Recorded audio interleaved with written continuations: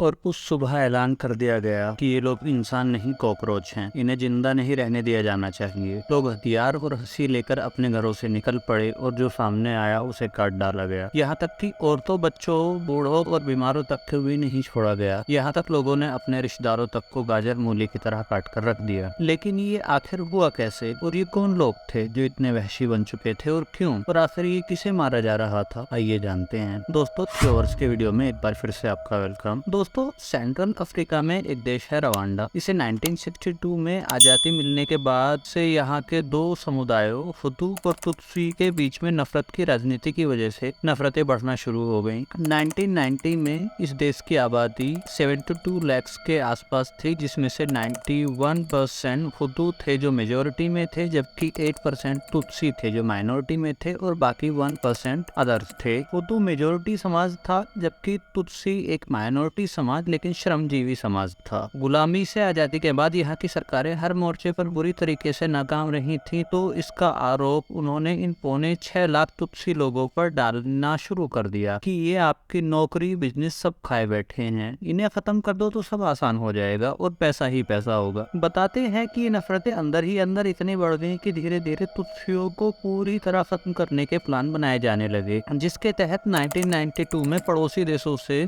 50,000 से ज्यादा कटारें इंपोर्ट करके मंगवाई गई। कटार एक छोटी तलवार होती है। 1993 में दोनों पक्षों में एक शांति समझौता भी हुआ था, जो जल्दी ही नाकाम हो गया। तुत्सी लोगों में से कुछ जो आने वाले खतरों को भाप चुके थे, वो भागकर अपने पड़ोसी देशों में चले गए, और वहाँ उन्होंने रवांडा पैट्रियोटिक फ्रंट के नाम से एक संगठन बना लिया था। 6 अप्रैल 1994 को रवांडा के राष्ट्रपति जुवेनल हबियारिमाना के प्लेन को किसी ने रॉकेट से उड़ा दिया। ये किसका काम था ये तो नहीं पता चला, लेकिन हुतू नेताओं ने इस मौके को भांपते हुए इसका आरोप रवांडा पैट्रियोटिक फ्रंट पर डाल दिया और ये चिल्लाना शुरू कर दिया कि हमारे राष्ट्रपति को तुत्सी लोगों ने मार डाला है, हम इसका बदला लेंगे। 3 दिन बाद 7 अप्रैल 1994 को देश के तमाम टीवी और रेडियो ने ये खुला ऐलान कर दिया कि अब इस देश से तुत्सी लोगों का नाम मिटा दिया जाएगा। इसमें से सबसे ज्यादा रेडियो रवांडा ने लगातार नफरती प्रोग्राम चलाए थे। रेडियो रवांडा ने कहा कि ये सारे तुत्सी इंसान नहीं कॉकरोच हैं, इन्हें नहीं मारा तो ये तुम्हारे बीवी बच्चों को मार देंगे, तुम्हारी जमीनें और पैसा सब लूट लेंगे। इसके बाद पूरे देश में ऐसी लहर दौड़ी कि लोगों ने तुत्सी लोगों को दौड़ा दौड़ा कर काटना शुरू कर दिया। लोग सुबह सुबह तलवारें और कटार लेकर अपने घरों से निकल जाते थे और जो सामने आता उसे मारते, चाहे वो जवान होता या बूढ़ा या बच्चा या औरत या बीमार या पारे। यहाँ तक कि जिनकी पत्नी तुत्सी थी उन्होंने अपनी पत्नी तक को घर से निकाल कर मार डाला, और यहाँ तक कि प्रेग्नेंट औरतों तक के पेट को चीरकर उनके बच्चे निकालकर उन्हें भी काट दिया गया। यहाँ तक कि कुछ लोग भागकर चर्च में छुप गए, लेकिन वहाँ भी उन्हें ढूंढकर वहीं मार दिया गया। हालात यहाँ तक खराब थे कि अखबारों में रोजाना बाकायदा मरने वालों की तादाद और कल की प्लानिंग खुलेआम बताई जाती थी। रोज सुबह ढोल नगाड़े के साथ कत्लेआम की शुरुआत होती थी, जो शाम होने तक न रुकती थी। लोगों को पहचान पत्र देख देख कर मारा जाता था, और कुछ लोगों को सिर्फ इसलिए मार दिया गया क्योंकि उनके पास कोई पहचान पत्र नहीं था, और हुतू लोगों को ये शक था कि शायद ये तुत्सी हैं जो जानबूझकर अपना पहचान पत्र नहीं दिखा रहे हैं। ये सब लगभग 100 डेज यानी 3.25 महीने तक चलता रहा, और तुत्सी अपने आबादी का 78% यानी कि तकरीबन 4.5 लाख तुत्सी मार दिए गए। इस पूरे मामले की पूरी दुनिया में खबर थी, लेकिन फिर भी तमाम सरकारों का रवैया इस मामले को लेकर ठंडा ही रहा। और हद तो तब हो गई जब अमेरिका मदद मांगने गए एक तुत्सी नेता को अमेरिकन राष्ट्रपति ने ये कहकर मना कर दिया कि अमेरिका के कोई दोस्त नहीं होते, अमेरिका के सिर्फ मतलब होते हैं। यहाँ तक कि